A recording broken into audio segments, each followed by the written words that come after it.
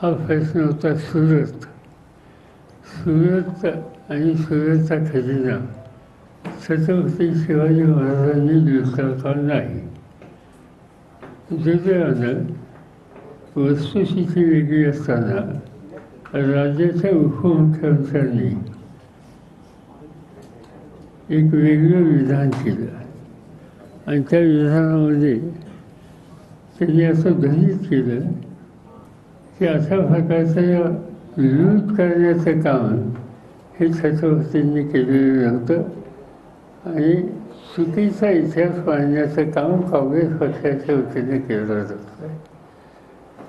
आता या संबंधीचं वास्तव चित्र बांधायचा अधिकार कोणाचा आहे की ज्यांचं आयुष्य इतिहास लिहिण्यामध्ये इतिहासाचं संशोधन करण्याच्यासाठी इतिहासाचा अभ्यास करण्याच्यासाठी आणि वास्तव इतिहास जनतेचं समोर मांडण्याचं काम ज्यांनी केलं अशांना हा अधिकार आहे.